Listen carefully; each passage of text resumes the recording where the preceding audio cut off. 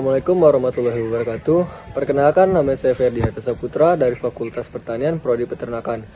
Di sini saya akan menjelaskan atau mematerikan mengenai sistem reproduksi pada hewan ruminansia sapi betina. Selamat menyaksikan. Baiklah, yang pertama saya akan menjelaskan sistem reproduksi sapi betina dari luar ke dalam. Pertama ada vulva. Vulva adalah bagian terluar dari sistem reproduksi sapi betina, terdiri dari dua labia, bibir vulva, yang melindungi lubang uretra, saluran kencing, dan lubang vagina.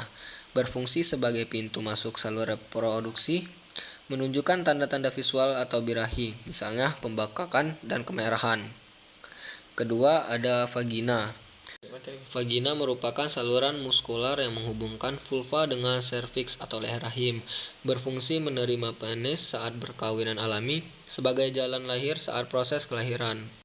Selanjutnya, bagian serviks atau leher rahim adalah bagian bawah uterus yang menghubungkan vagina dengan uterus, merupakan struktur yang kuat dan terdiri dari jaringan ikat dan otot polos, berfungsi sebagai penghalang fisik dan imunologis antara vagina dan uterus, mencegah masuknya bakteri dan kotoran ke dalam uterus. Fungsi lainnya adalah produksi lendir. Serviks menghasilkan lendir yang berubah-ubah konsistensinya selama siklus estrus saat birahi. Lendir menjadi lebih encer dan bening, memfasilitasi pergerakan sperma menuju uterus. Di luar masa birahi, lendir lebih kental dan lengket, mencegah masuknya sperma dan mikroorganisme dari luar. Lalu ada uterus. Uterus sapi berbentuk micornuids, yang berarti memiliki dua tanduk yang menyatu membentuk badan uterus. Berfungsi sebagai tempat implantasi setelah pembuatan di oviduk. Zigot, ovum yang telah dibuahi, bergerak ke uterus dan menempel implantasi pada dinding uterus. Lalu fungsi lain dari uterus adalah perkembangan fetus. Uterus menyediakan lingkungan yang ideal untuk pertumbuhan dan perkembangan fetus selama masa kebuntingan, sekitar 283 hari pada sapi. Kemudian ada partus. Otot-otot uterus berfungsi sebagai alat bantu kontraksi saat proses kelahiran untuk mengeluarkan janin sapi yang baru. Lalu ada bagian lainnya seperti ovarium. Sapi memiliki sepasang ovarium berbentuk oval yang terletak di dalam rongga panggul, berfungsi sebagai oogenesis atau proses pembentukan dan pemantangan sel telur ovum di dalam folikokel ovarium. Lalu fungsi lain dari ovarium adalah produksi hormon. Ovarium menghasilkan dua hormon utama, yaitu estrogen dan progesteron. Estrogen diproduksi oleh folikel yang sedang berkembang.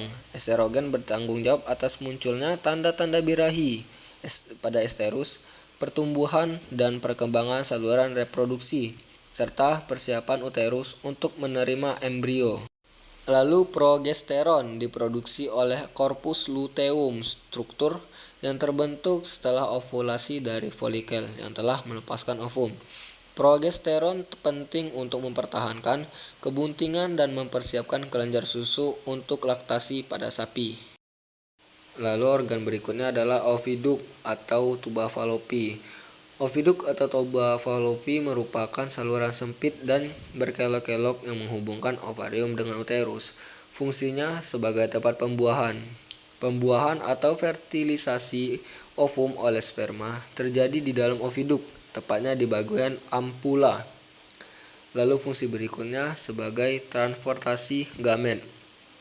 Oviduk mengangkut ovum dari ovarium menuju uterus dan juga menyediakan lingkungan yang mendukung pergerakan sperma menuju ovum. Baiklah, sekian penjelasan dari saya mengenai sistem reproduksi pada ternak ruminansia sapi betina. Saya akhiri. Wassalamualaikum warahmatullahi wabarakatuh.